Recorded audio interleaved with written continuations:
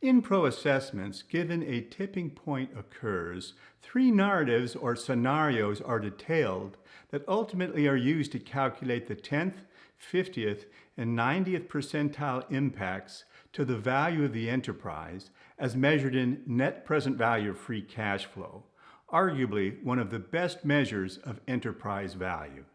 This is referred to as narrative-based analytics, one of the innovations of pro-enterprise management. Damage to oil platforms is caused by waves. A 100-year storm implies there is a 1 in 100 chance or a 1% chance in any given year of having a storm with waves exceeding a certain magnitude and frequency. In this table, we have converted this information into mutually exclusive storm events. If we consider a 25-year storm, but not including storms of greater strength, the probability of such a storm in any given year is about 2%. Though a 25-year storm is less severe than other higher-in-class storms, there is still a chance of an oil platform having enough damage resulting in extended platform downtime, and this is about a 5% chance. Multiplying these two probabilities, we see that in any given year, there is about a 1 in 1,000 chance of the scenario where there is an extended platform downtime resulting from a 25-year storm.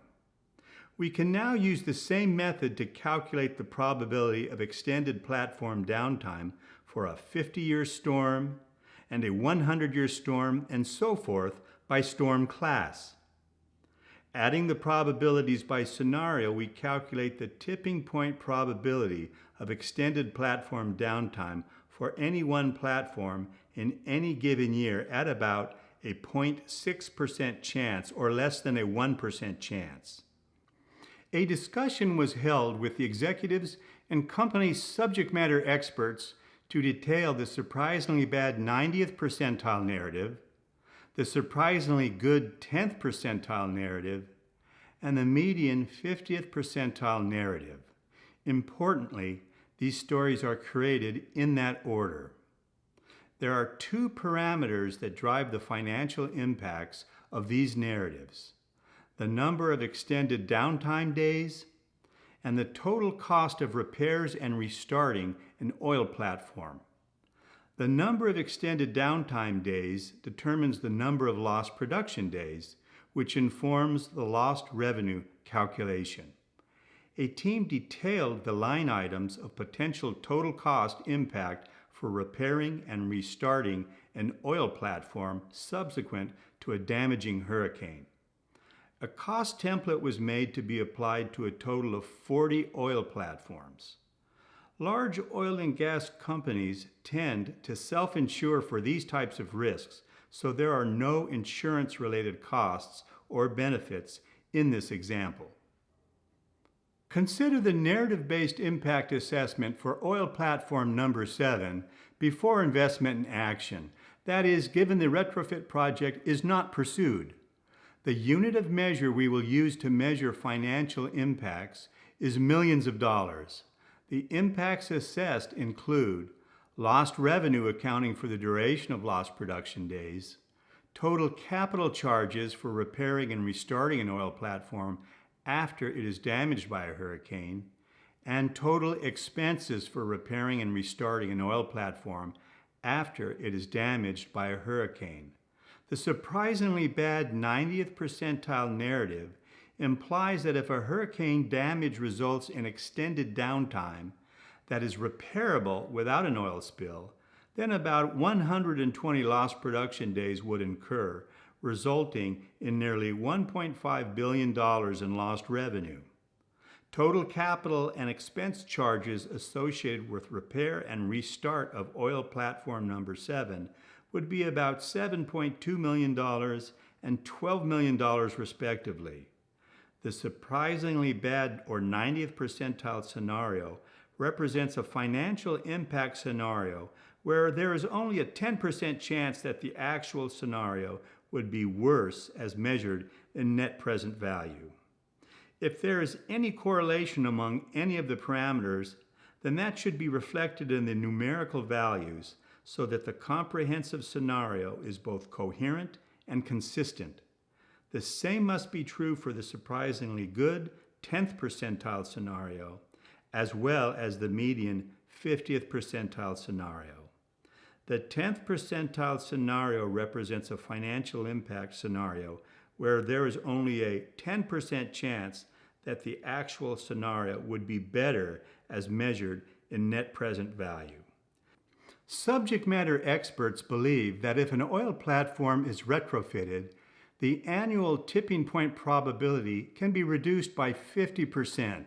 That is, the annual probability of a hurricane damaging an oil platform, resulting in extended downtime, will drop from about a 0.6% to about a 0.3% chance. The financial impacts or consequences given the tipping points occur partially change after a retrofit project. The number of lost production days is reduced. However, a team determined that the capital and expenses for repairs and platform restarts are about the same whether the platform has been retrofitted or not. That is, the oil platform retrofit projects will reduce the number of days the platform is offline, but not the cost to repair and restart. Investment productivity is the primary return on investment measure used in pro-enterprise management. Investment productivity is defined as the expected net present value of the risk liability after investment in action minus the expected net present value of the risk liability before investment in action divided by the present value of the investment. For oil platform number 7, the expected net present value before investment in action is minus $12.09 million. The expected net present value after investment in action is minus $12.22 million, which includes the cost of the investment. The present value of the investment is $9.5 million, yielding an investment productivity of negative 0.01, a negative ROI. If we consider the retrofit projects under the assumption of no climate change, the oil company should not pursue these projects. However, these executives do believe in climate change, and so this must be accounted for in the analysis. As in all decision analysis methods, some sensitivity analysis should be performed to determine the robustness of the investment recommendation. In this analysis, the annual probability of a hurricane damaging an oil platform resulting in extended downtime is a critical component in the analysis. The first question that comes to mind is, what if the annual probability of the tipping point is much higher than the assessed 0.6% chance? Does the investment become productive, and to what degree? The current analysis where the annual probability of a hurricane resulting in extended oil platform downtime is 0.006, yields an investment productivity of negative 0.01. If the tipping point probability is doubled to about a 1.2% chance, then the investment productivity becomes about 0.75. In simple terms, this implies that for every dollar of investment in the oil platform number 7 retrofit project creates or protects about $0.75 of enterprise value as measured in today's dollars. As a percentage, this represents a 75% return on investment. Short of this type of analysis, management would be unaware of the magnitude of the financial return for a retrofit project in the face of climate change. For the executives to get a defendable ROI measure from the oil platform retrofit projects, they will need to include their informed beliefs on climate change. After some substantial debate, the executives agreed to have the retrofit projects evaluated, assuming that the tipping point probabilities have doubled with respect to the Gulf of Mexico hurricane frequency data. Watch part 3 of this video series to understand how to compare and prioritize the oil platform retrofit projects in support of creating an enterprise risk management budget and budget allocation.